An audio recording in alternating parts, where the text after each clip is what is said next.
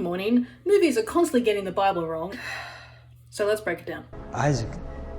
You know that's a biblical name? Yes, sir.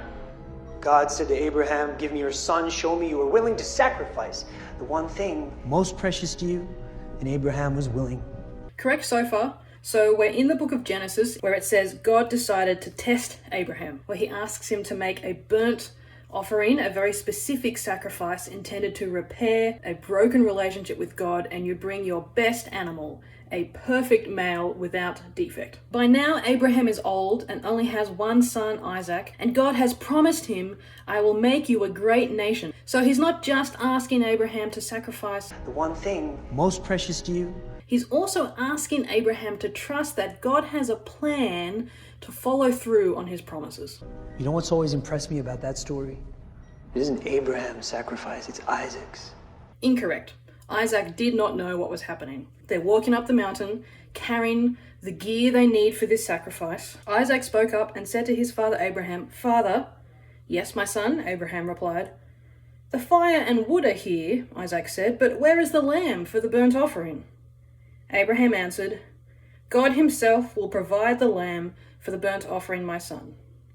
And the two of them went on together. What our villain neglects to say is how the story ends. Then he, Abraham, reached out his hand and took the knife to slay his son.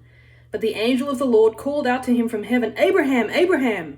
"Here I am," he replied.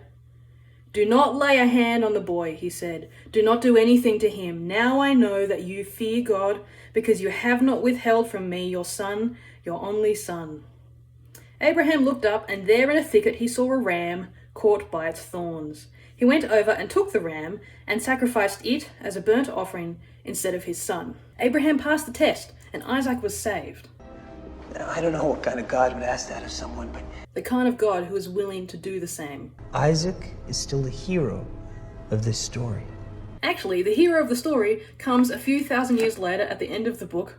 Abraham does have many descendants via Isaac. They become the nation of Israel. One of those descendants is Jesus, God's only son that he was willing to sacrifice, just as he asked Abraham to do with Isaac. Except this time, it's not a test, and there's no last-minute replacement. Jesus becomes the burnt offering sacrifice to repair our relationship with God. I would argue that God has abandoned us. He didn't keep his end of the bargain, Isaac. He did keep his end of the bargain. I don't think this guy has read the story. Venom gets it wrong. This is what the Bible teaches. And screenwriters, I really don't think it's that hard to actually ask a Christian and do your research.